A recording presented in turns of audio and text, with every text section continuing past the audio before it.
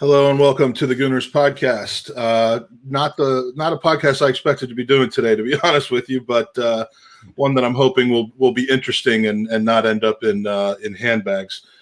Lee, welcome back to the pod. It's been about 3 years or so. It's been a while, man. It has been a while. So I can't lie, I didn't expect to be doing this either. Yeah, well, we'll see what happens. I mean, look, we're both adults. We have our differences. And we're not just going to gloss over them today, but the goal, as I said in my tweet, was civil discourse, if it's possible, and we'll see. But just to give anyone that's watching kind of a background, if you weren't with us last night, basically, we did a podcast last night with some friends of ours who we know would have kind of a wide range of opinions on a lot of things. And Chig is a friend of ours, friend of yours, who I have respect for, and came on the pod to kind of say, not just it wasn't a podcast about Arteta in, Arteta out. Although we did spend some time talking about our opinions on that, it wasn't to really debate that point. I mean, every podcast from every channel basically today kind of revolves around that. The thought more was to build off of a podcast he did a few months ago, which was kind of like, why is it not okay to be Arteta out? Like, why? It was kind of talking about persecution of having a negative opinion. And it's an interesting point, because I don't think you should be persecuted or targeted or whatever just for being negative about something if you truly believe it. And so in that podcast, at a very specific point, a few people entered the chat in our podcast almost simultaneously and started pushing out pretty quick and repetitive tweets, or not tweets, but chat comments that kind of were missing the point of what the podcast was about, because it was all, Arteta based stuff. And you were one of them. And we haven't talked for 2 years because basically we got in a row in 2019 and you blocked the podcast account off of Twitter. Everyone knows I run 3 Twitter accounts, so it's, and I would imagine you run more than one. So, blocking somebody. Mate, I've only got one. Real talk. I ain't got time. I'm too busy to have more than one. One's hard enough, mate, to keep up with all the socials I have. Well, it isn't like out of sight, out of mind. And so I invited you back on to try to talk through some stuff. And again, I just want to say this is not a debate. Although we can talk about it, it's not a debate about the merits of Mikel Arteta or Arsenal Football Club or Mesut Ozil or Hector Bellerin or any of that, because frankly, you and I agree on more than we disagree from like a conceptual standpoint. I think the method in which we get that across is a little different, and that's kind of more, what I wanted to talk about today. But the premise again is just to try to talk about why our fan base has such. I mean, what? Is it just social media? Is it intentional from certain people? Is it, why our fan base, and I know it's not just our fan base, but it seems to be especially our fan base, can't have different opinions without kind of weaponizing them. And that goes both ways in either direction. And kind of what I've been seeing a lot of is kind of exemplifying that point. So I want to compliment you on a few things before we get started. Okay. I don't know that you'd see that coming, but first of all, you kept your word on something I asked you to do last night, which was to not publicize your appearance on this show. I mean, you don't need to publicize your appearance on the show, but a lot of people who would look at this as a stunt to try to get publicity, whether you admit to it or not, that we kind of don't care. We'd love more people to be watching the pod, but not at the expense of kind of what we like to do. And I don't need or want you tweeting that you're going to be on this show to try to, enhance our subscriber or profile base. And you said you wouldn't, and you didn't. And the other reason that I didn't want you doing that is because you rightfully said, if I do that, we're going to get a lot of people in the chat that are likely to be abusive. I mean, you and I can't control what they're saying. So, well, and you used a name for them. I'll actually do you a favor and not say what it was, but you used a name for them, and it was kind of an acknowledgement that a pretty good section of your subscriber base is exactly what we're talking about today. I mean, they would come in and abuse, And so again, I appreciate you doing that. You kept your word on that. The second compliment is one that, you know, I've said to you a number of times over the years before we fell out, and it's just kind of seemingly been ignored because you've tended to try to be more hurt by what I've said or been a victim of it rather than actually take what I'm saying at face value. But, you know, I come from a background in education in business, not media, but business. And I've had my own business. I've studied business and marketing. I do look at things emotionally at times, but I'm also able to strip away things and take a look at what people are doing and say, you know what, that's a business model. There's supply and demand. And if there wasn't supply and demand, it wouldn't exist. So, you know, I have actually credited you and complimented you on building a channel, building 2 channels. I know it wasn't what you wanted to hear at the time that I last did it, but, you know, I got no problem with people building a business that provides supply to where there's demand. Now, you know, again, there's gray areas, cigarette companies, alcohol companies, drug dealers. I mean, you know, not every business venture is morally okay. All right. But you know, I've fair play to you for building a YouTube channel. You know, and I'm one of the few people that, because I knew you at the time, actually understood how out of context that famous statement you made after the Europa League final was. Yeah. Right? Yeah. I got it. I mean, I knew the people in the room, at least 2 of them. I knew actually what was being said. I took the time to listen to it. So yeah, the context was taken completely out and used against you as a battering ram. So, I mean, I'll admit to that. Did I take advantage of it? Yeah, but that was in response to when things got a little out of hand between us. And, you know, so I get it. You've either accidentally stumbled onto something and in my opinion, and gotten very lucky with it, or you've actually been smarter than most people give you credit for by recognizing something and capitalizing it kind of, you know, more fast and aggressively than just about anything else. So, you know, I know this is kind of a two-sided compliment, and the last one is, you know, you're a guy that likes to pick a side on an issue. And on most issues, if it's a player, if it's a coach, and correct me if you think I'm wrong. I'm just waiting for you to compliment me, and I'll reply. Well, you know, it's always good to start out with a compliment. You know, you get them off their game, and then you just come in. Yeah. Most of the time, I mean, you're not a fence sitter, and you're not a flip flopper, and you wear that as a badge of courage. I, on the opposite side of things, believe there's nothing wrong with flip flop. Nope, we froze. He's still there, see who's eventually, you know, proven right.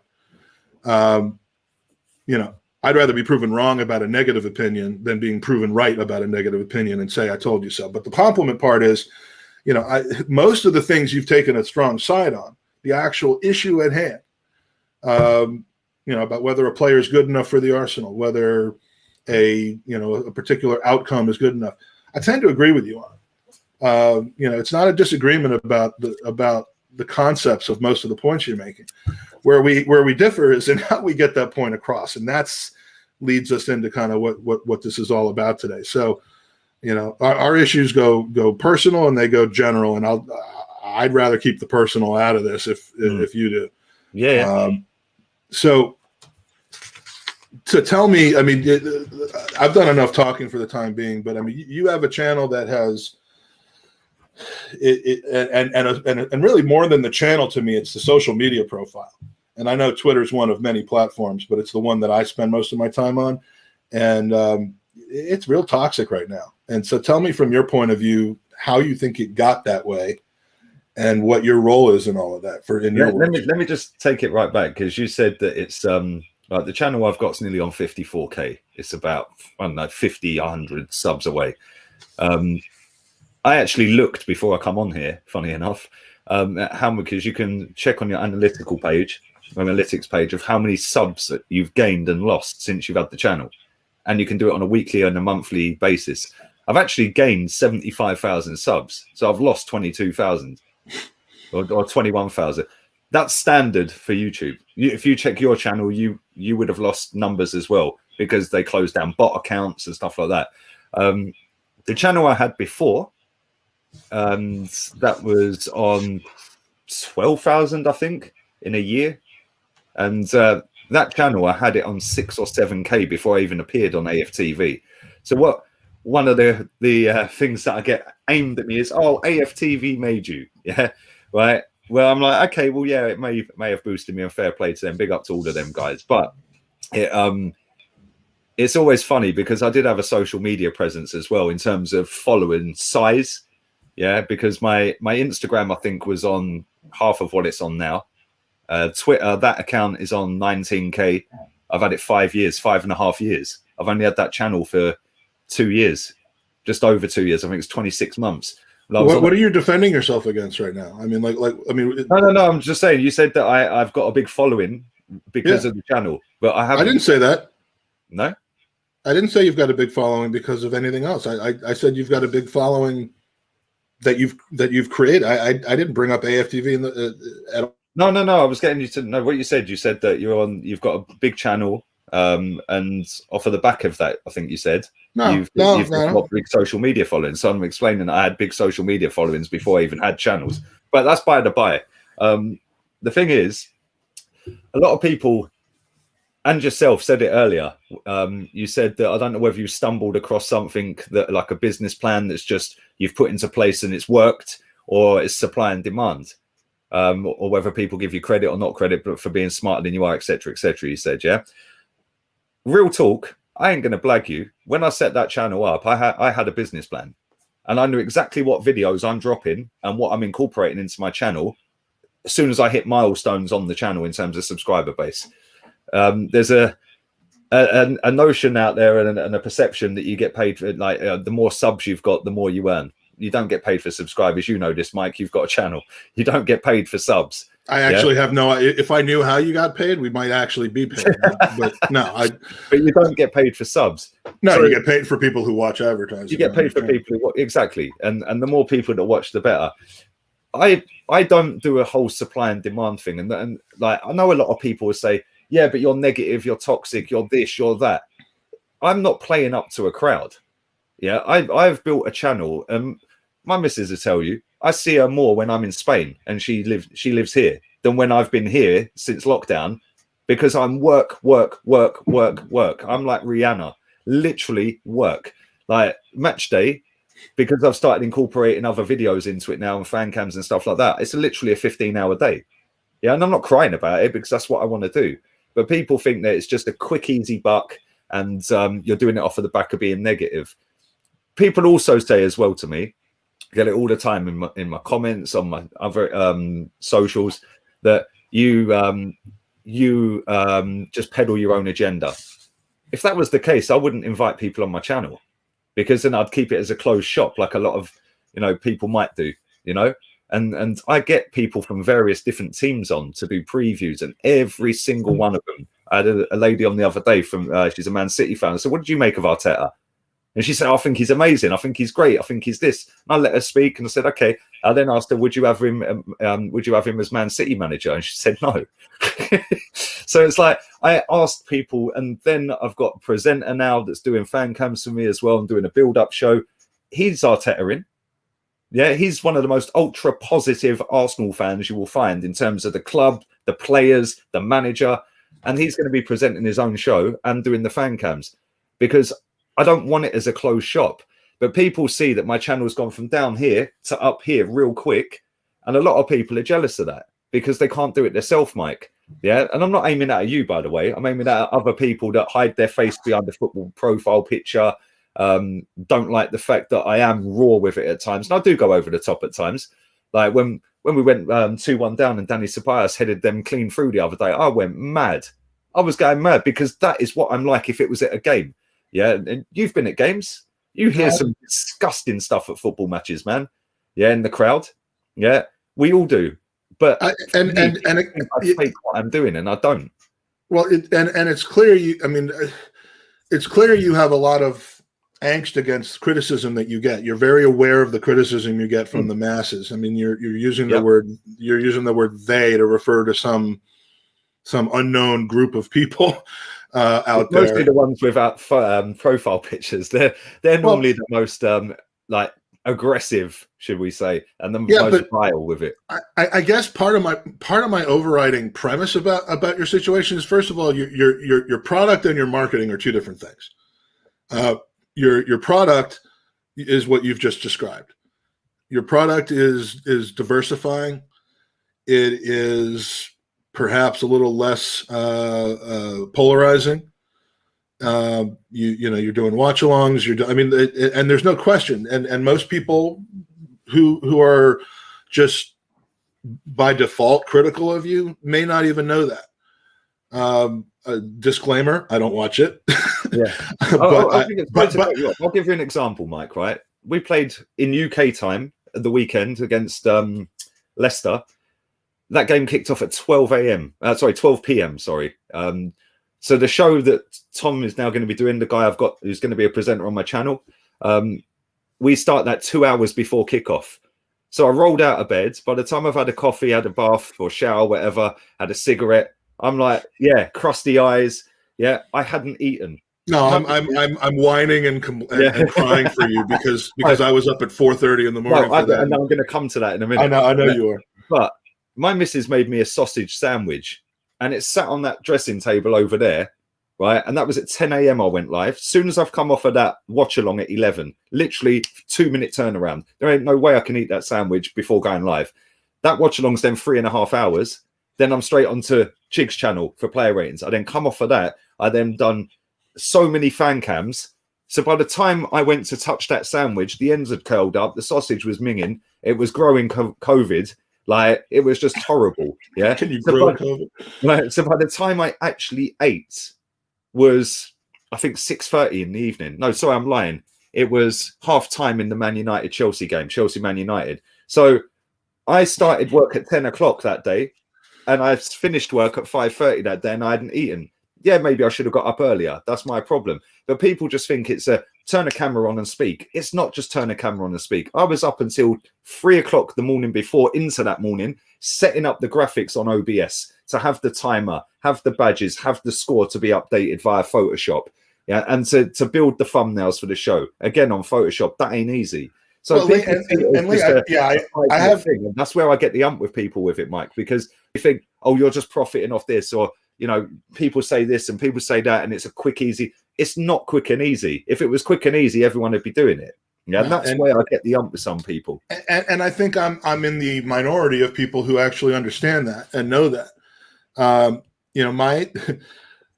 My issue, and I think many people's issue who might understand, what getting a YouTube channel is like, is not about it being quick and easy money. It's not about it being lazy money. It's not about the fact that you're making money. I mean, let's put something to rest for a minute. I don't believe that just merely by making money off of content that is related to Arsenal Football Club, that's inherently wrong.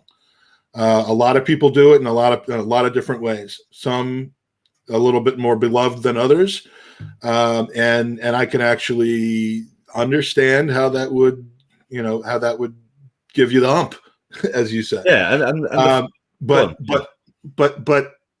most successful businesses don't and shouldn't get caught up in that as much. And again, the product you put out is the product you put out. That's why you have so many subscribers. But the problem is that you have a base, whether you like it or not. Because you've mentioned the product I put out a few times, which obviously I am putting out a product in essence. What do you see my product as? I'm taking your word. I'm taking your word for it. Your product is regular to me. It's regular content and opinions about Arsenal. You're trying to come up with new content. I remember when all you were doing was just post-game rants, and that's changed. So I'm not. My issue is not with your product; it's with your marketing. And that is where we circle back with, which is kind of funny considering I've got 2 decades of experience in sales and marketing. Well, but but I don't know that it's intentional marketing, and that's what we'll get to, because the product is what it is. Most you only know what it is if you're a subscriber and you're a regular viewer of it. And yes, you get painted with too thick of a brush, if that's the expression, too wide of a brush, whatever it is. in people basically making assumptions about what your videos are based on where they first saw you or clips. All right, and so I'm giving you that. The issue that I think is problematic is when it comes to kind of the topic of this conversation, which is how our fan base seems to be so divided and toxic, and people can't just have respectful differences of opinion. Your Twitter account is one of your main marketing techniques. I disagree with that, but go on. Well, you may disagree with the intent. No, that it might not be intended to be. On all of my social media pages, my Facebook page is only about 2,000 followers away from Twitter, and I've had Facebook a year and Twitter 5 years. If I look at my YouTube channel and where my traction comes from on outside platforms, over a course of a month, I'll probably get about 2,000 views via Twitter. That's not what I mean. That's not what I mean by marketing. I'm talking about the way you build your personal brand to the outside, to where everyone can see it, rather than just people inside a closed community, which is your subscriber base. Look, I don't know what you're doing on Instagram. I don't know what you're doing on Facebook. I put clips out on Instagram. So I'll give an example. I just done a show before I come on here. When I come off of this, I'll go and put it in Final Cut Pro, chop up a bit of it. I'll then send that to my phone, and I'll stick a clip of that on Twitter with the link to the full video. Then I'll stick it on Insta, and then stick it on a story on Insta as well. And then I'll upload the full video to Facebook, because I'm monetized on Facebook as well. So that's why I upload them to Facebook, and I stream to Twitch and YouTube. But when you said about my marketing, my brand on Twitter, I don't see my brand on Twitter and marketing myself. I don't market I don't feel like I market myself, and that's the whole point. That's the whole point, though. Yeah, but that's the thing, Mike. And I agree with what you said a minute ago about you should do it like the way you market yourself. Agreed. But when I sit there and I say that YouTube's 10 times bigger than than Twitter, why would I care about 2,000 people coming to watch my channel via Twitter when most of them are just going to come and chat absolute crap in my comment section? So I ain't interested about that platform. I use that platform for exactly what it is, a shambles, because it is a shambles. Some of the stuff you see on that platform is a disgrace. Yeah, and that platform should have been in court enough times for some of the stuff that's been on that platform.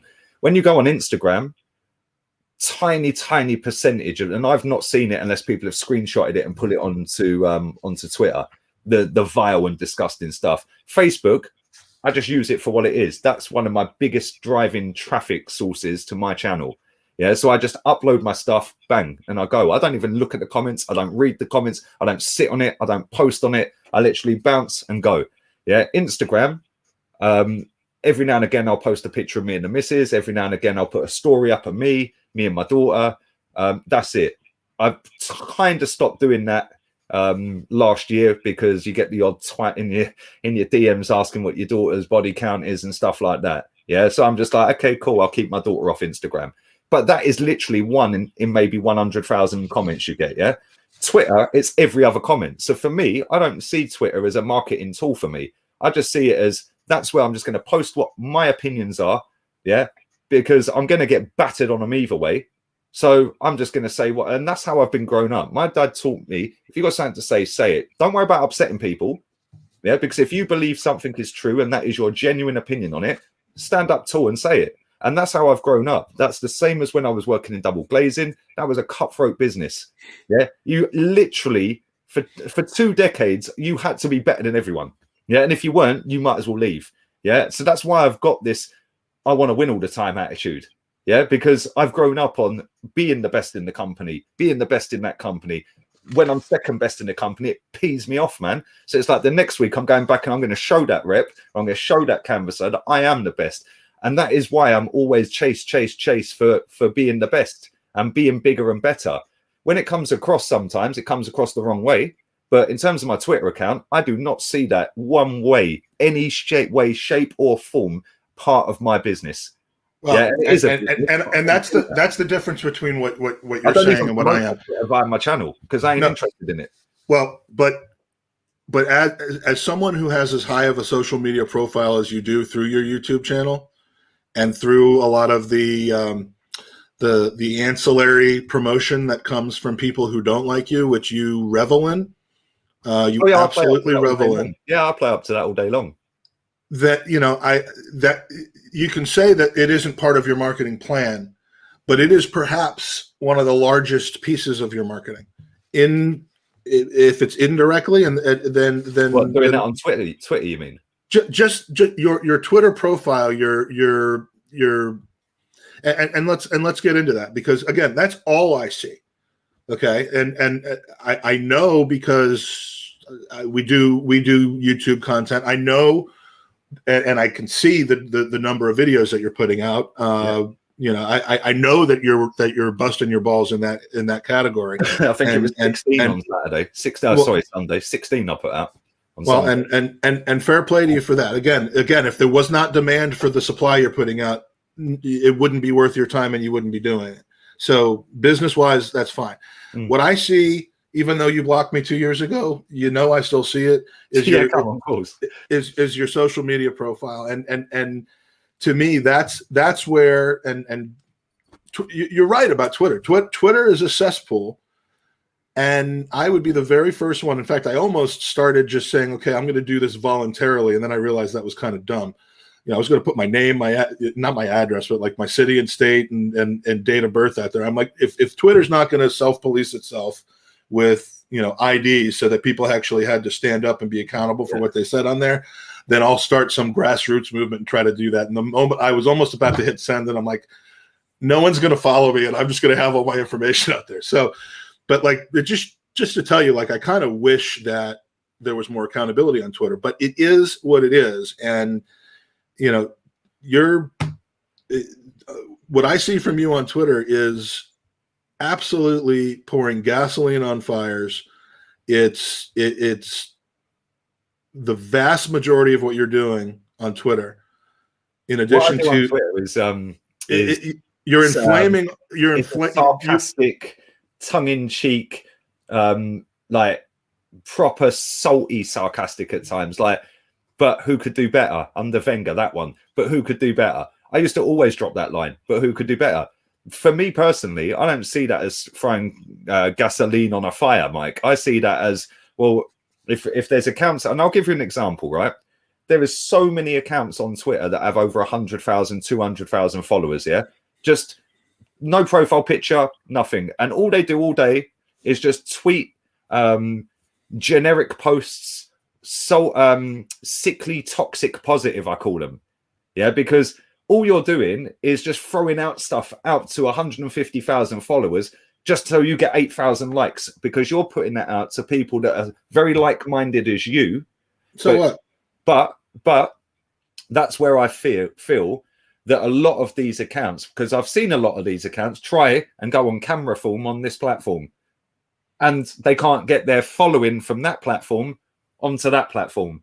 And the reason for that is because when they have to show their face and they have to speak, and they can't hide behind their Saka profile picture or whatever it may be, people realize that they're actually clueless in terms of their footballing opinions. And that is why a lot of them sit on Twitter and Instagram as well, by the way, and they just put out copy and paste, and they all retweet each other, they all repost it, and that's why all their accounts get bigger and bigger. And how is that hurting you, Louis? They will sell that account off and earn money off of it, and then go again. Why does that bother you so much? Because when people sit there and say that I'm throwing fuel on a fire, well, what are they doing then? Because they're throwing out toxic positivity. They're not. They're a club and a fan, and into a fan base that they're doing basically what I'm doing on the opposite spectrum, because they're playing up to a crowd that is Arteta in, for example. Let me ask you a question, right? Twitter, Arsenal have 40 million global fans. 40 million. How many of them do you reckon are on Twitter? Roughly 100,000, if that. Let's say 100,000. So 100,000 Arsenal fans are on Twitter, right? Yeah. So when you're sitting actually, given the way those polls go, let's be generous. Let's say 1 million. Yeah, the way that Arsenal seems to take over polls, where Justin Hoyt ends up becoming the best defender of all time against other people. Yeah. Let's say a million. Yeah. So there's 1 million Arsenal fans on Twitter. How many do you reckon would be on Instagram, which is 8 times bigger than Twitter? I'm officially too old for Instagram. 8 million. This is 10 times bigger. So let's say there's 10 million on here. How many are on TikTok? Can you answer that for me? I have no idea how big TikTok is, if I'm honest. I ain't got it. I'm staying so clear of that platform. It is mad. But let's say you're not going to release dancing videos with you. And I know that TikTok and Pinterest are bigger than Twitter. Put it that way.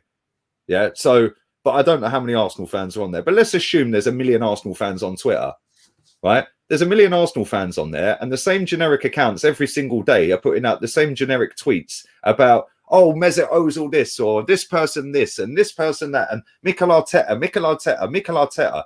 Now add into that all of the journalists that get in the Zoom calls, and they've got 100,000, 200,000, 300,000 followers, and there's 4, 5, 6 of them. Yeah. Now add in other accounts, who I'm not going to mention, but other accounts that are putting out stuff on that platform. It's very easy to manipulate into a certain direction if everyone is on that platform that is an Arsenal fan is just seeing constantly Mikel Arteta's great, Mikel Arteta's great, Mikel Arteta's great, Mikel Arteta's great. And then you see me pop up going, get him out, I want him sacked. Yeah, because I'm in the minority on that platform. 100% I'm in the minority in terms of the manager and some of the players' views that I have. Because the majority on that platform that I see day in, day out, go down the route of he's doing a great job. I can see he's changed. The defense is better. This is better, and that's better. So then, when people like me, I actually heard somebody. Bombarded. I heard some joker actually said that our losses have gotten better. You should tweet out about that. You're a joker. I need to spat that out. But no, can you see what I'm saying though? So everything's on every podcast that we do, someone actually has to spit a liquid out onto the screen. I don't know if you saw me do that last night. Yeah, my Mac's way too shiny for me to be doing that, Mike. Yeah, I can't be ruining my Mac. Mine has a layer of COVID already covering it, so it was already. Can you imagine how easy it is to manipulate? And I'd imagine the average age of an Arsenal fan on that application is probably about 22. 24 maximum. So the majority of Arsenal fans on that platform, in my opinion, haven't ever seen Arsenal be great. They've never seen us win a league title. So what? I mean, my answer to most of what you're saying, and not disrespectfully, is who cares? Like why? No, I care because I've grown. Mike, you're older than me, I think, yeah, right. And if you're not, you've had a hard life, right? But at the end of the day, yeah, we have grown up on this football club having standards as a club, winning titles as a football club. I've seen Arsenal win 5 titles, Mike. Yeah, 5. I've seen Arsenal win 9 FA Cups, 2 League Cups, and the cup in the Cup Winners' Cup. I've seen us win multiple charity shields, if you want to count that as part of trophy hauls, and I've seen us lose multiple finals since I've been born. So why should I lower my standards to 10th's all right? Right, what FA Cup every now and again's all right. Yes, the FA Cup's great, by the way. And I do rate that competition, one of the very few who did before this manager won it. But I just think, why should I lower my standards? Because the general consensus is, well, if you don't, you're negative. Why? How is it negative to want to win the league? I don't get that argument. I never will. That's why I go in on people. There's nuance. There's nuance to this though, because I mean, I don't want to lower my standards. Fine, don't lower your standards. Yeah, but then I'm abused for it. That's my point. I'm attacked for it. Well, and you attack right back. Exactly. Guess what? Guess what? If a bully's coming for you, you stand up to the bully, Mike. Well, yeah. Come on. Yeah. If you want to be small, then yeah. If you want to be the best at what you do, and if you want to actually build something without worrying about what everybody thinks. I mean, look, there are people in a similar business than you are, and I'm thinking of 2 in specific that have built a larger platform than you and I could ever do. I know exactly what 2 you're talking about. And guess what? If I played up to the crowds and played up to 14 and 15 and 16-year-old fans and got myself memed every week, which I've never been memed, by the way. I don't think we're talking about the same people. Okay, well, the ones I was talking about, people get memed every week. You've never seen me get memed. Yeah, I love videos that go viral. where I've said something about Hector Bellerin, yeah, or Mikel Arteta, or a video with Chig the other week, which, by the way, again, is another example of people taking the mick, yeah. But I've never been memed, Mike, because I don't need to play up. I tell people, if you're under 18, don't watch my channel. You know as well as I do that when you do YouTube, every video you do, you have to tick a box and highlight the box. Is this video made for kids? Do you tick yes? Because I don't. Because I don't want kids watching me. But then other channels, and we also know that everybody that's from ages 13 to 17 uses their actual age when they go on YouTube. Yep. The average age of my channel, based on the same faces I see every single day. I've even asked people before. I've even said what I just said. I don't want kids watching me. Literally, I'd say the average age of my channel, and I can see you can see on your see what they say their ages are. That's my point. See on your analytics, Mike. On the lifetime of your channel, the average age. The average age of view wise since I've had my channel is 25 to 34 and 35 to 44. And where does that data come from? Where does the age come from? What do you mean? If someone subscribes to your channel and they're 26 according to YouTube, yep. Where did that birth date come from? Where did YouTube get that location come from? What? Where did their location come from? Because you can see that they're watching in Ethiopia or America. Or their location comes from something called their IP address. Their age comes from something called entering their age themselves. Yeah, but a 44-year-old man's not going to put his 44, is he? If he's not 44. Like, so if it's a 14-year-old but a 14-year-old might put that they're 25 if they wanted to. I get that. But let's not act like that's not the case. The 25-year-olds is still my second lowest subscribe or view base. The 25 to 34 bracket and the 35 to 44 bracket is the most views I get in terms of age range on my channel. Yeah, and then over 65s is the third lowest. Yeah. I don't, and this is the thing. If I wanted to play up to teenagers and kids, I would do that, and I would get myself memed, and I would be fake with it, and I'd rate Mesut Ozil, because a lot of people have rated Mesut Ozil for that reason, just to get the hits. Yeah, because they don't rate Mesut Ozil, because we've all seen Mesut Ozil. That shouldn't have any kind of a negative impact on you that they do that. I don't see why it would. This is my point. But it does, Mike, and this is why I'm trying to get you to understand. And the same with Arteta, and the same with people putting out generic posts. Arsenal's admin on Twitter is a Southampton fan. How is that? We all know that, right? Because when we lose 3-0 to Aston Villa, he's out there tweeting the next day, "Get your Christmas edition merchandise. We just lost 3-0, mate." Come on. I get that you don't like that. Look, yeah. I mean, it's a free world. It's a free world. We can decide whether we want to be play into the marketing of what is unfortunately now become a worldwide business rather than a football club. I mean, there's no questioning. There's no getting away from that. That's fact. There's no getting away from that, and people can make their own decisions and have made their own decisions whether they're going to be part of that or whether they're going to rail against it. That's fine. Do I buy kits every year, regardless of how the team is doing? Yeah, I've got kids that want them. I've got a top on underneath it. Yeah.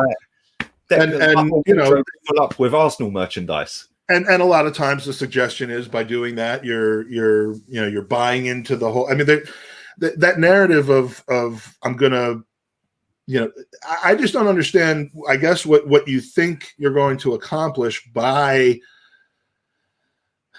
sinking to other people's levels.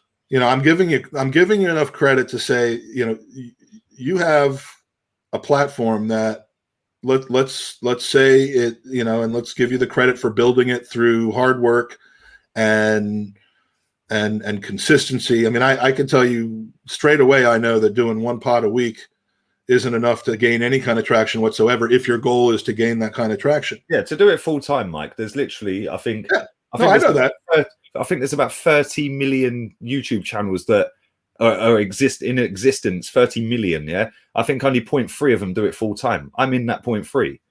Yeah, so I'm chuffed with that. I've got into a position to do that. But people say, there's a guy in your chat who says that it seems like I think his name's Michael. Big up for watching, mate. He says, look how many people I have on my socials. He's got that feeling about me. Bro, I genuinely couldn't care less. And let me tell you something, right? when the whole Chig thing happened and we went viral the other week, yeah, I'm not even blagging. I'll send you a DM after this, yeah. I lost 900 subscribers in February. The shortest month of the year, I lost 900 subs. But guess what? I still gained 1,100 because I weren't sitting out there going, oh my God, I've lost 900. Let me do something stupid and get memed and chase it. I only know that because I looked at it before I come on here. But at the end of the day, this is my business. And it is also my football club that it has been for 38 and a half years. Yeah. And then why spend the best? Then why spend 80% of your energy on Twitter? I don't. Well, no, I wasn't done with the sentence. Write a tweet, Mike. Come on. I wasn't done with. I wasn't saying you spend 80% of your time on Twitter. What I was saying is that you spend about 80% of your time on Twitter, basically talking to and about other supporters. Not at all. Yeah, not at all. Let me tell you, almost every tweet that you do that isn't just pure promotion for your show. I would say more than half, not almost all. Not at all. If you could see my notifications, well, the quote tweets now, because that's another thing. Oh, you've blocked comments. Yeah, because I'm sick and tired of little dickheads, and they are dickheads. Yeah, putting their comment underneath my tweet, and then other like-minded dickheads then getting in there as well. Nobody checks the quote tweets. So now you're not boosting off me. I also don't get the notification for that. So if you want to put a quote tweet on my tweet, I'm not seeing that unless I go and look at it. Yeah. Anyone who likes and retweets that quote tweet, I'm also not getting that notification. So then my notifications are now full up with people that I want to interact with. Yeah. So you ain't clogging my notifications up. I genuinely couldn't care less about that platform in terms of making money. Yeah. You don't get paid to tweet. Yeah, I don't care about that platform in terms of making money. Yes, I'll go and throw my stuff out there, but that's because I do it on every platform. Right, yeah, so I'm not sure that you're getting what I'm saying, Lee, about Twitter. I'm not. You're saying that I spend most of my energy on that platform talking about other fans. I don't, because I hardly retweet and I hardly quote tweet anyone. No, you don't. Your original tweets generally have a point. And then followed by a slagging off of our clown base, a clown base. and other people. So again, we've come full circle. Yeah, Mike, come on! I'll go on my Twitter right now. Yeah, right. 80% you said of my tweets are about the fan base. That's factually incorrect. Yeah, the last tweet I put out was a link to the video that I just did. The tweet before that, somebody was saying about we might have played better if the fans were at the ground. I said, well, no one knows that. Yeah, the tweet before that, the geezer was banging on about fans in stadiums and this, that. So I gave him some stats about how many were in the stadium when Wenger got against Man City and 10,000 people walked out. And then about when everyone was constantly booing Emery, he then deleted his tweet. Before that, it was somebody, I said that Arteta would have been sacked if fans were allowed back at the game. Nothing to do with the fan base. I retweeted somebody before that. A retweet on that. Then I put out one tweet, the top Gooner starter pack, and then listed a load of things. Before that, I retweeted the Man United account. Yeah. Just see what I'm saying? Then there's another tweet there, to be fair. The Xhaka Love Fest is hilarious. Now add it to, and I listed a load of players. I put, you've all hyped up all these players this season, so why are we 10th? It's a question. Yeah, I've asked the question to the fan base. It's not that I'm digging people out, but every time I come on that app, I see people going on about how great Granit Xhaka is. Well, why are we 10th then? How great Leno is. Why are we 10th? Leno's had a good season. How great Saka is. He's had a fantastic season. Best player this season. Aubameyang is great. Lacazette's great. Marie's great. Gabriel. All these players are great. Why are we 10th then? And that's what gets me. These people rate Basuma? They speak, Mike. Do you rate Basuma? Basuma from Brighton? Yeah. Basuma, I'll take him in a heartbeat. Proper footballer. Put him next to Partey. Why are they 19th or whatever they are? Why have they lost less games than us? So is it losses? I mean, again, we're now going into the we're Arsenal part of the conversation. Brighton Football Club with a manager like me. Understand that we shouldn't be worried about wins and losses against them lot or whatever the fucking saying was. But you just asked me about Basuma. Basuma has looked a great player in a poor football club. Yeah, these players have looked bang average all season. Yeah, Saka's had a great season. He scored 5 goals, the same as Pepe in half the game, in double the game time. So Saka's had a great season. He's my player of the season, but he scored the same amount of league goals as Pepe and has played double the minutes. So we can all bang on about how great these players are. And then you said about Basuma. Basuma's playing in one of the worst teams in the league that are just about keeping their head above the parapet. And he has looked one of their best players because he is better than the level he's playing at. These players, some of them are a disgrace. Yeah, and they shouldn't be at this football club. And that is another gripe I have, is because the ones that we as a fan base probably all agree on shouldn't be here are the ones this manager wants to keep here. And that, it just baffles me, Mike. It baffles me. And I'm so passionate about this football club, as I know you are and all the people in the chat will be. It just winds me up. And people say you have to wait, you have to wait, you have to be patient. I've been patient since Peter Hillwood told me told the world when he read out, yeah, we're moving to Ashburton Grove to compete with the world's best. We've got financial backing from Barclays. That was 19 years ago. He told us we were smashing Highbury down. 2002. I'll never forget it. Specs on, long jacket and a suit. Yeah, reading out a piece of paper addressing the nation. Yeah. Now fast forward 19 years. Why should I be patient? We've won no league title since 17 years ago, Mike. Why should it go down and down and down and down and down and down and down? And that hasn't been helped by Arsene Wenger saying fourth is a trophy. It hasn't been helped by the club selling out part of their soul to move to that stadium. And this is why I don't necessarily get on the owner's case so much. He is a big problem, but for me, he ain't the biggest problem because we were moving to that stadium before Stan Kroenke even had one share at this football club. And the reason they were moving to that stadium is to cash in on a global fan base, which, again, I find fantastic at times, but at other times, I think that it's fucked at times. Real talk. Yeah. And the reason I say that, you have to get up at 4 a.m. to watch a football match, Mike. I swear to God, I am not getting up at 4 a.m. to watch Arsenal. As much as I love my club, ain't no way I'm getting up at 4 a.m. to watch that shit. Yeah. Ain't doing it. Yeah. Ain't doing it. You do it. The Australians do it. Yeah. All the Australians out there do it. If it's so what does that say about you then? What does that say about me? Yeah. It says that I ain't getting up at 4 a.m. to watch Arsenal right now. No chance. Have you seen the way we've played? And you think I think that speaks volumes about you. Actually. About what? I ain't getting up at 4 a.m. to watch Arsenal play, mate. No chance. No chance. No chance. Maybe I'm a snob with it, Mike. I don't know. But you're okay. You're okay slagging people off for and I mean, without getting too personal. If you don't get up to watch the game, you're not allowed to have an opinion. No, of course you're allowed to have an opinion. And you're a Wales fan.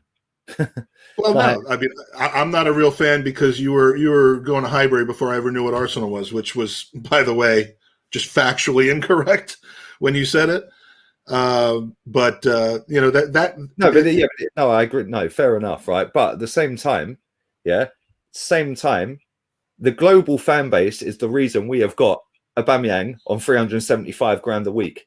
The global fan base, so it can have good things as well, yeah. But this is where the bad side of it is for me, Mike. Yeah, is the fact that this club, before we moved to the Emirates, yes, we were getting bigger and bigger in income, and we were getting more and more people watching globally, which is great.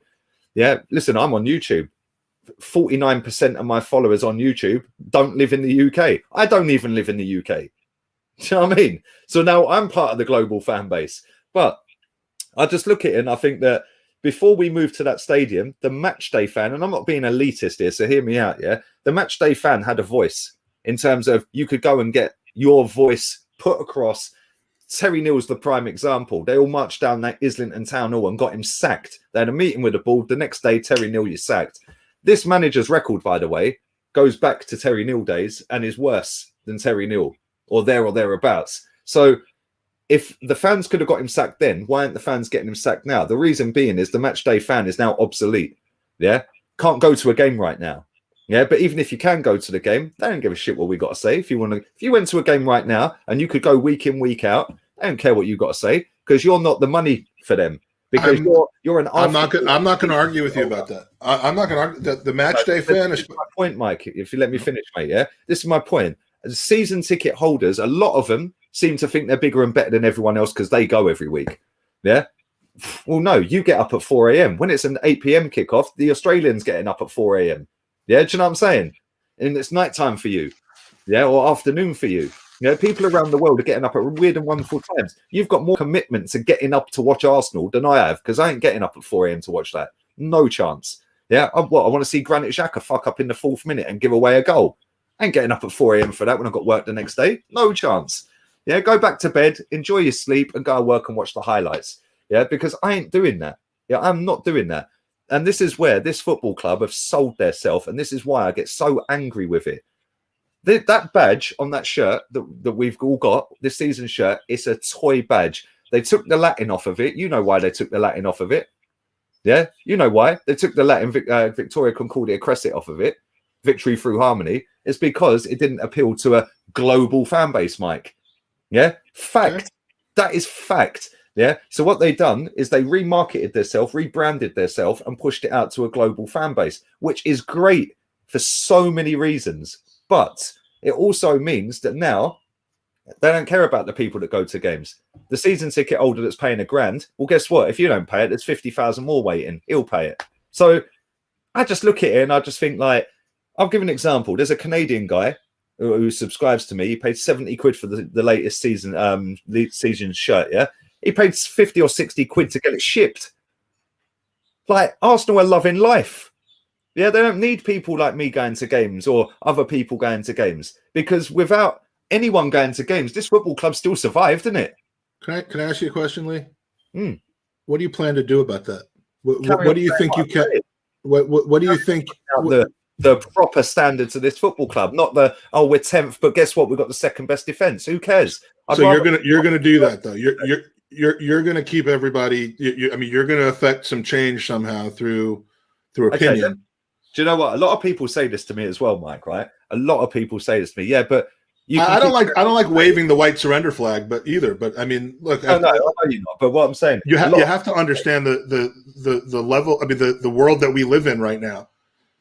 The world, and I'm not talking about COVID or anything like that. I'm talking about right now is the most fragile world, not because of COVID, but because everyone's offended by everything.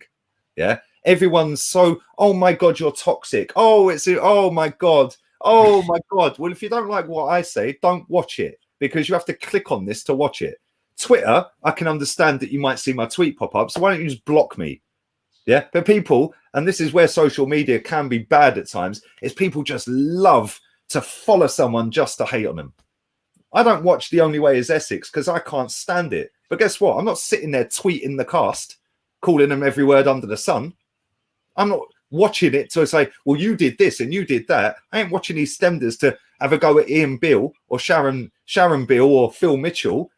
Yeah, but with football seems to be, number one, the only niche on YouTube that you're not allowed to make money out of. Yeah, the general consensus is you shouldn't be making money off a football club. You're profiting off a loss. Well, the footballers are profiting more than us, mate, and so is the owner and the manager and everyone else. Yeah, so if I'm profiting, again, I get that you get that criticism, but yeah, that criticism ain't coming from me. Is the fact that I just look at it and I think, like, everyone bangs on about negative, toxic. Don't go outside. Real talk. Do not leave your house, because if you're that fragile, I don't think you'll make it. Really. Don't ever go to a game. Mike, you've been to games. You have heard and seen and witnessed some stuff at football. I know you have, because you've been to games. You have witnessed some disgusting and vile stuff at football matches with people scream and shout to their own players. Alex Iwobi being one of them, by the way. I took the video of Hector Bellerin getting serenaded at Crystal Palace. He wasn't being serenaded. Yeah. I mean, I've seen it. I get it. I agree with you on that. But this is my point, Mike. Yeah. When you then go onto a social media platform, 90%, maybe more, probably 95% of the people that are going on about toxicity and negativity, number one, have probably never been to a game, which they might not be able to help, might not be able to. No, but you're shaking your head. Go to a game and talk about negativity and positivity. Is it negative to boo Arsene Wenger? Is it negative to jump up and down and celebrate when Frankfurt scored? Because that video is doing the rounds, by the way. 25 strong in the crowd, at the Emirates when Frankfurt scored against us. They're cheering. They're Arsenal fans. Is that not negative? Yeah, and that is my gripe. And if you go to games, and I'm not being elitist here, but if you had gone to games, you'd never label me as negative. Yeah, because I ain't negative. I see myself as the most positive football fan in this fan base that I see. And you're smirking and laughing. Because your definition of positivity is different than most people's definition of positivity.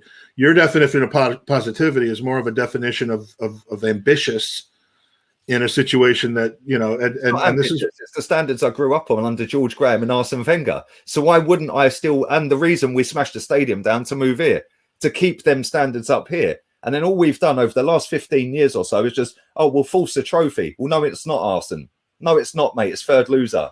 I don't want to be third loser. I want to be the winner. Yeah. Then it's, oh, well, we're not third loser anymore, but we won the FA Cup. Then it's, oh, well, we're now sixth, sack him. So it's okay to sack Wenger when he's sixth. Then Emery comes in, gets us to our first European final for God knows how long. He then gets eighth after the following season after finishing fifth, which everyone was going was not good enough, by the way. He then gets eighth with 3 losses after 13 games. Sacked, not good enough. So why would I accept 10th now? That makes no sense to me. My standard. Who's asking you to accept 10th?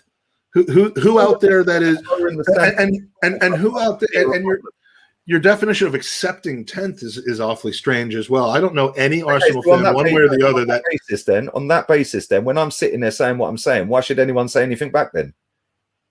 Like, why should I not accept 10th? Why should I say I want first? So why is it an issue to want first?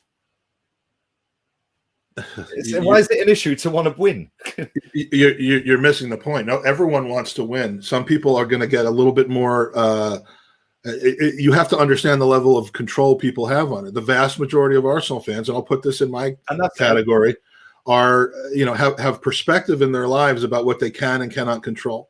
Yeah, and what they do and do not want to let bother them. And I get that, growing up in America, I understand the cultural differences. When I turn Arsenal off and I've stopped recording, I go and sit downstairs and I think, Jesus Christ, I've just literally wasted 6 hours of my life doing videos and watching that crap.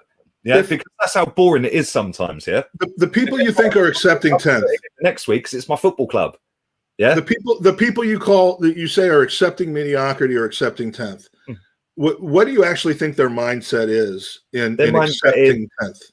Their mindset is process, rebuild, structure, culture change, non-negotiable, buzzwords, PR words, marketing words. Because 99% of society are sheep, Mike, as we all know. Yeah, they're followers, not leaders.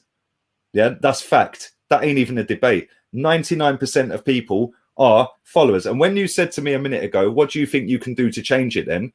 Yeah, do you think that Arsenal, because I get this all the time, oh, you think Arsenal watch your videos? I know Arsenal watch my videos. Yeah, I know Arsenal are sitting all over Twitter, watching everyone on Twitter. I know that they're watching all these other channels. And I know that for a fact, because they've got a marketing team, a social media team, sorry, that will be scouring the masses over every platform and saying, so when they put a tweet out, for example, or an Instagram post out, and it's Gabriel Martinelli smiling in training, yeah, and Gabby's back or something, or Gabby's ready. It's because everyone's going, oh, Gabriel Martinelli's back. He said it in his press conference today. He's back. He's been in training. Everyone's getting buzzed for Martinelli. Bang, Gabriel, because they know it's going to get maximum traction. Ozil used to be the one all the time there, Jews, because everyone was talking about Ozil. Man United, there's Terry. I don't know if you know Terry on a different channel. Yeah, football test. Yeah. Man United have got 1.1 billion global fans. Man United took a video down off his channel by getting in contact with YouTube because he was slagging off Ed Woodward. Yeah. Man United, one of the biggest clubs on the planet. We're not in that bracket with Man United. Yeah, we're in the bracket down from that. Man U, Real Madrid and Barca are clear. Yeah, Bayern Munich as well, maybe. So what's the point you're making? I'm not quite clear. Social media, Mike. So guess what? I'm not gonna stop keeping the standards of my football club where they should be and what I've grown up on, because the majority want to keep lowering and lowering and lowering. When people are sitting there hearing non-negotiable, well, where's that all gone then? Because it was non-negotiable when you first come, Mikel. Why is it not non-negotiable now? The amount of times, and I do press conference reactions, every press conference this guy does. Every time he says the word structure, I go take a shot. Every time he says process, I say take a shot. Every time he says project, I say take a shot. Every time he says culture change, take a shot. Because it is all PR and it is all marketing. And they know, and the reason they're doing it is because they know that 99% of society, which includes football fans, are followers and sheep. Yeah, I ain't either, because I don't subscribe to their PR. I don't subscribe to their marketing. I subscribe to what they told me in 2002. We're moving to Ashburton Grove to compete with the best in the world, which, by the way, we were when we were at that stadium, Highbury. We were already competing. So why should I lower my standards? And if I don't lower my standards, why should I then be abused and attacked for keeping my standards up here? Well, let's ignore the fact that, I mean, let's just assume that football is the exact same as it was in 2002. I mean, nothing's changed economically. Yeah, our income streams have gone through the roof in any way. Our income streams have gone through the roof to the point where we can outspend Chelsea in the last 6 years. Chelsea, we've outspent. Our wage bill's bigger than Chelsea's. And I watched your show last night, and a lot of people were saying about managers, we don't want to become a sacking team, and we don't want to become a team like certain other teams. The most three successful clubs in the last 15 years have had 43 managers. 43 managers between them in 15 years. Chelsea, Bayern Munich and Real Madrid. We've outspent two of them. So why don't we want to be a sacking team? Because if you ain't good enough, sack. If you ain't good enough, sack. Win the title, get sacked. Win the title or get sacked. This whole thing about rebuild, sorry, we ain't in the Fergie and Arsene Wenger days where longevity is king anymore. We're in an era, like you said, where it's changed economically, which it has. The revenue's gone through the roof. But we're also in an era where now, not a rebuild. I ain't interested in rebuild. We've been rebuilding for 16, 17 years. What about now? What about deliver on something you promised us 17 years ago? Yeah, because I'm sick and tired of every single season. It's, oh yeah. Like, and I'll tell you something now, Mike, yeah? This manager, when he first came in, said, his words, and I quote, yeah, we should be challenging for the league title regardless of what our squad looks like. This is Arsenal Football Club. His words. After winning the FA Cup, again, his words, 8th in the FA Cup is not good enough for Arsenal. He also keeps banging on about process and project and this and that. Yet on Saturday, he said, this is not a project.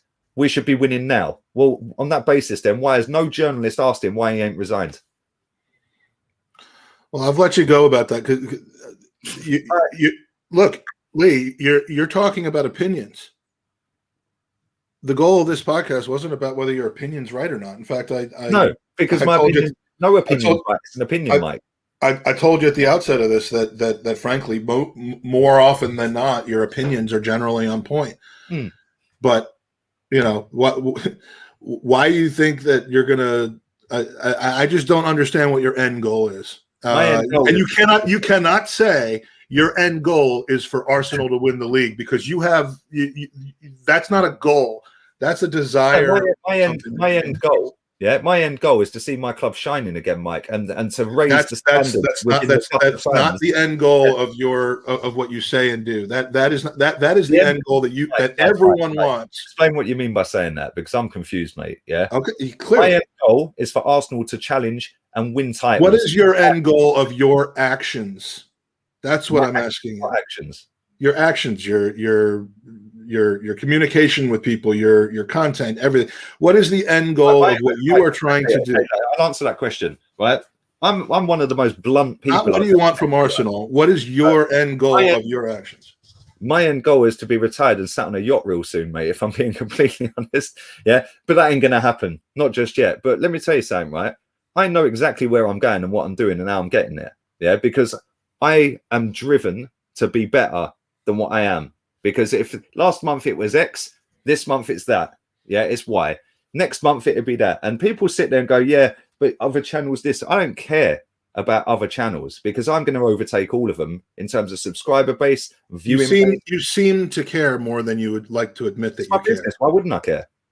You just said you don't care. I care about my business and my channel. No. You don't care about other channels. You don't care about other people on Twitter. You don't care about other things, but you care quite a bit. There's only one channel that on a consistent basis gets more traction than me, Mike. So why would I care what all these other channels have got to say? I don't. And two of the people who regularly appear on that channel couldn't give two shits what people say about them negatively, and don't get into it back and forth. Yeah, that's because they're all getting paid, mate. Well, yeah, and they're all twerking for someone else. I'm twerking for myself. Yeah, I don't need the. I don't. Frankly, I think if you did that, your videos would be even more successful if you literally did twerk for yourself. But no, I'm not trying to program your channel. Mike, let me just say this. Yeah, my goal for my channel. Yeah, and I will do this. People can sit and laugh and wet their knickers all they like, mate. I will get to a position where I've got 1 million subscribers. Not that I get paid for that, but it's a nice milestone to have, isn't it? Oh, I've got 1 million subs. Yeah, we all know subs are just for show because you don't get paid on them. But I will literally overtake every single one of these channels, every single one of them. I am fully confident in that because the plans I've got coming up, the things that I've got coming up, the people that I've got coming on my channel in terms of going forward in the next 6 to 12 months, I've already teed up my next 6 to 12 months in terms of shows that I'm going to be putting on and stuff like that. Because this is where people go wrong when they do YouTube. They don't have a plan on, and they put out to their subscribers, what show would you like me to do today? What time would you like me to go live? No, do what you want. And if people don't want to watch it, they won't watch it. And then you go, I'll give an example. I did an On This Day show. I've done it twice in 2 different times of the year. Yeah. Do you care more about you? What a stupid question. I don't think it's a stupid question. I think it's an easy question to answer. Do you care more about your channel than your football club? How is that How is that not a stupid question? Is my football club feeding me? It's not, is it? I care about them both, but that's what one of them. It's stupid if you paying my food intake. The other one's a football club that depresses me every fucking weekend, mate. How is that not a stupid question? Because the two are not mutually exclusive. Why put them in the same bracket then? Why put that question up there? It's a dumb question. Absolute bullshit question. I disagree. I disagree, and the reason I disagree is because and whether you sell scarves or have a positive based podcast or whether you're a journalist, it's open to interpretation what positive is, though, isn't it? Let's be real. To positive, you, yeah, sure. Because we got of course, it's open to interpretation because the word positive is an adjective. Any adjective is up to interpretation. But because we got the second best defense isn't a positive. That's a negative.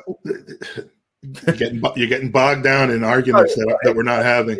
Whether you do any of that, if you trade, the one thing that you can't do, if you trade off of Arsenal, and I'm not criticizing people who trade off of Arsenal. I'm not criticizing you for doing it. I'm not criticizing journalists. I won't mention names, even though you've made some absolutely baseless and hypocritical accusations about one. That is a fact. I've seen the DM, mate. I ain't even going into that. That is a fact. I've seen the DM. I can tell you first of all that it is, and the irony is that the one mainstream journalist you've had on your podcast you paid.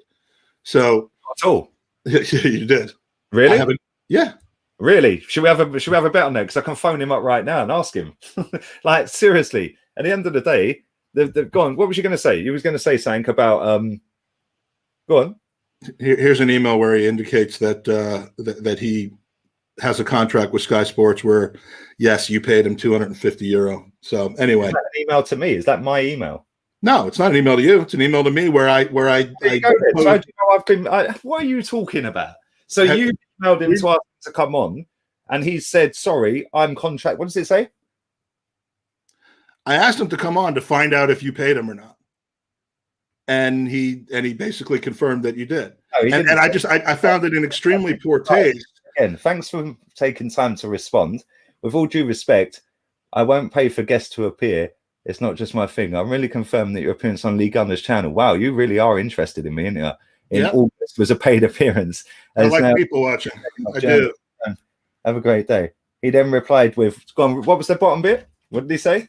The bottom bit comes before the top bit. You can't prove in any way, shape, or form. I was charged for the guy to come on.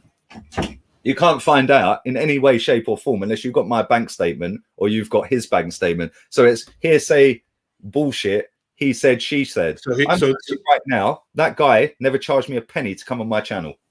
Not a penny. Because guess what? I don't pay people to come on my channel. Why would I? Nor do I. Why would I? I'm interested in making money, not spending money to make money. Yeah, I'm going to make money and make as much of it as I can. Yeah, for the best for my daughter going forward. Yeah, and for the best of me and my family. Yeah, and that brings me back to my point, which is if you trade off of Arsenal in whatever category you are, if Arsenal are the basis of a strategy of yours to provide for your family, you are going to lose genuine. That you're going to lose the ability to be completely genuine, because you are going to follow where the money goes. Okay, so has Hector Bellerin lost the ability to be genuine then? Because he's profiting off Arsenal, isn't he? Well, he is, isn't he? Is Mikel Arteta and all the other players profit because they're profiting and they profit more than anyone, Mike? He's within the club, but we know losing their authenticity as well. That's a different category altogether. You're now trying to slag off players. What I'm telling you is that, and again, we're going to not name names, but a journalist who covers Arsenal is going to be impacted. Even if you're a Gooner and you're a journalist that follows Arsenal, you are bound to be impacted by your fandom, or the way your fandom is bound to be impacted by the fact that your career is surrounded by Arsenal. If you sell scarves on Hornsey Road, you're going to be affected by that, because if COVID happens, if the team is poor, if we go affected, Mike, because we had 4 months with no football and I still got paid because I was still pumping out content. You're just not getting my point, man. No, I'm not getting and I don't want to keep houses with it. Whether I get paid off at Arsenal using the Arsenal product, no, I'm talking my opinions about the football club I've supported nearly 4 decades. Yeah, that's not profiting off of Arsenal. That's profiting off of my hard graft, my consistency, my work ethic, my views on my football club, whilst putting it on a platform that I monetize it on. Not only that platform, Facebook that I monetize it, and Twitch that I monetize it, because I've got all 3 into a position to be monetized. Yeah, the only platforms I don't have monetized are Twitter and Instagram. And if you notice, I use Twitter as what it is, a shambles full of absolute wrong and kids. Yeah, that just want to abuse. And Instagram, I just use it as my business tool because I get more traction off of Instagram. Yeah, but I'm not monetized on it, but it sends traction to my channel. And this is where so many people, and I've read the comments, there's enough salty people in your comments, but fair play for watching. Yeah, at the end of the day, this is a business and it has turned into a business. When people say, yeah, but you want to get money out of it, well, why wouldn't I? This is what I do for a living now. And so I don't blame you for that, but don't claim that doesn't have an impact on your marketing strategy. No, I know you're not saying that. What I'm saying is, I am going to make as much money as I physically can, and I'm going to do it in my way. I don't need to play up to crowds. And people can disagree on that all they like. If I wanted to play up to crowds, I would have been Arsene Wenger's biggest fan, Mesut Ozil's biggest fan, and Mikel Arteta's biggest fan. Because I'll tell you now, you play up to a crowd. They're just not the crowd you think you're playing up to. I can make more money and grow my channel quicker by playing up to the Arteta ins. I disagree. I disagree vehemently on that. If you've been paying attention to our society lately, if you've been paying attention to what's on TV lately and what's popular with the people who spend money on marketing, on advertising, on content, if you've been paying any attention to people, essentially probably 45 and younger, who buy things, who buy content, there's a reason that reality TV has had a rise over the last 20 years, and that the most successful reality TV shows like Housewives, which I believe there's now Housewives over there, but Real Housewives of New York and Orange County and all that stuff. Housewives of Cheshire over here. Yeah, I've heard that. There's a reason that those shows draw an audience, and that is because in this day and age, controversy, arguments, negativity, strong opinions that are whether they're reasoned out or not, that's what sells. What do you mean strong opinion? I get this all the time. I get told I'm controversial. Why? Well, because I have an opinion that don't agree with yours. Like, how is it controversial? I'll give you an example. I did a video on a different channel when we beat Wolves on 4th of July, Independence Day last year. We beat Wolves 2-0, yeah? Right? I went on that channel and I was talking about Adama Traore because at that point he was linked with Liverpool for 70 million quid, right? And I said he's just a juiced up Alex Iwobi, can run quick, got a funky barnet, and can do nothing after that. He's got no end product. Go and have a look at the comments on it. That's class. The video. Classmate. Absolute dog's abuse in the 1,000 odd comments on it. Yeah, absolute dog's abuse. Fast forward nearly 10 months later, and he hasn't scored a goal in that time.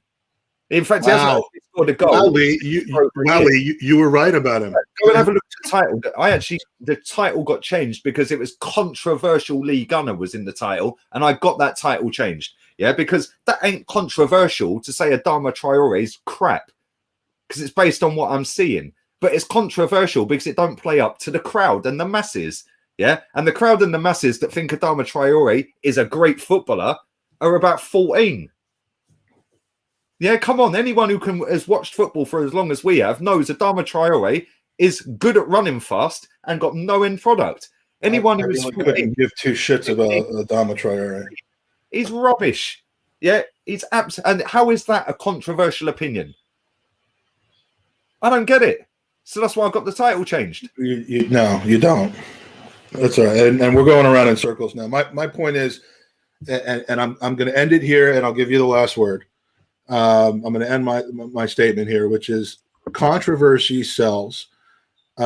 Whether your opinion is controversial, whether your interaction with other people on social media is meant to wind up, whether it's from a defensiveness standpoint, and you're just striking back on people, which I think makes you look little. I do it, and I'm little in that regard. I'm not building a business on it, so I tend to interact with 99% of people on a very personal, sarcastic, self-effacing, enjoyable way. And if somebody winds me up and I strike back at them, I'm doing so out of a position of weakness, because it's me. You know, other people are much better at me, who spends 10% of their time dealing with this, and 90% of their time on much more important things. It's a weakness of mine to get baited into petty arguments. In your position, you should probably learn to get a thicker skin. You're not for yourself, and you're saying, "Listen, sit back down. Yeah, don't come and attack." Sit down. That's what I would do if I was trying to build a profile off of that. That's not when I do that. It's out of weakness. It's out of letting people get under my skin. It's out of being like, nobody gets under my skin. Yeah, nobody gets under my skin, because you know what? Let me tell you something, right? Nobody gets under my skin. People think that people wind me up. Some people do wind me up to a certain degree, but not to the point where I'm sitting there going, do you know what? Oh God, I'm you have the need to clap back. I need to check on them. I need to spine them. I couldn't give a shit what people think of me. Real talk. Yeah, because guess what? When people were grabbing hold of me when I'm knocking on their front door and saying, "Get the fucking hell off of my property," yeah. When I'm trying to flog and win, you've just woken my kid up. It's 8 o'clock at night, and I'm getting frog marched or grabbed around the throat and walked off. Yeah, when I'm seeing people chat absolute breeze about me on a social media platform, Mike, it's words on a screen. Yeah, I'm sitting downstairs showing my missus. So why respond then? And I'm scrolling through my phone saying, "What about this one, babe? What about this one? Oh, look at this one. He's angry. Oh, look, he's got Saka as a profile." It really don't affect me. I find it hilarious. But you're saying I think that, and I'm not goading that, Mike. I think you've got a lot to learn about yourself if you're saying that doesn't affect you, because your actions don't bear that out. What do you mean? Because I goad it? You said I throw gasoline on the fire. No, I don't. I put my opinions out on the platform. Yes, I have a dig at a fan base as a whole at times, and I do. I've admitted that. Yeah, but at the same time, yeah. You said about controversy sells and negativity sells, yeah? You disagree with that? Do you really think that... I disagree, and I'll tell you why. I'm going to give you one example before I let you finish the show, yeah? And thanks for having me on. I appreciate it. And thanks to everyone in the chat. Whether you like me or not, I appreciate you coming to watch it. Yeah. But I'll give an example. Would it have been controversial when Lucas Torreira was playing great under Unai Emery to say, get rid of him, he ain't good enough? That would have been seen as controversial, yeah? What's controversial to me is telling everyone who might not have believed with whatever your take is on that they're clowns, that they're accepting failure, that they're reason that we're failing. Controversial, that's petty. Yeah, controversial opinion is when everybody pretty much, yeah, this is apparently what a controversial opinion is from what I gather on social media.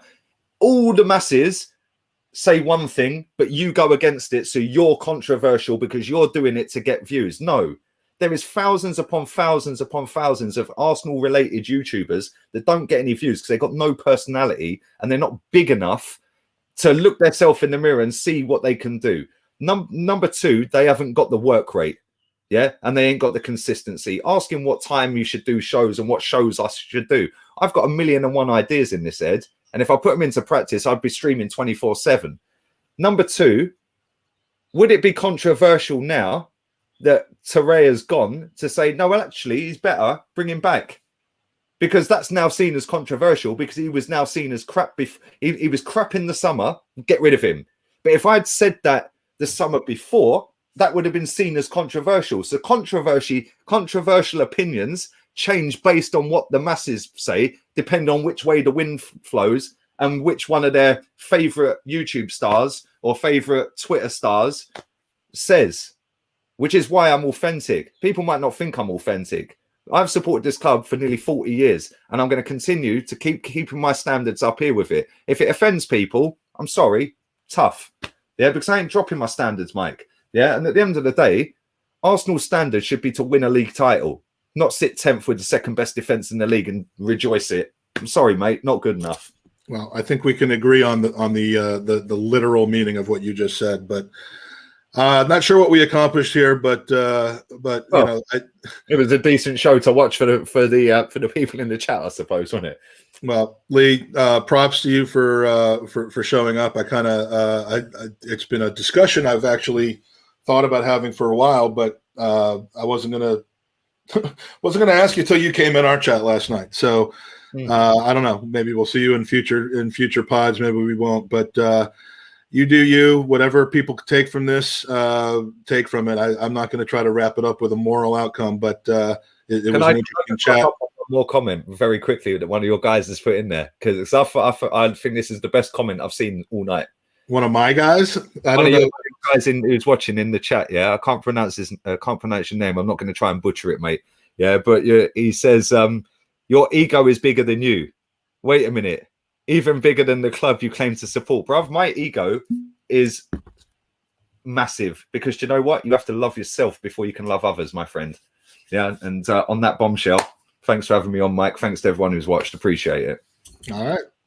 Well, that's about it for us today. Check out we'll be doing a podcast tomorrow night with a kind of a very, very different tone. It's going to be just absolute jokes and silliness about English football phrases. You'll be hearing this a lot. So tune in tomorrow night, 9 p.m. UK. And Lee, thanks for coming on today. And we'll see what happens with Arsenal going forward.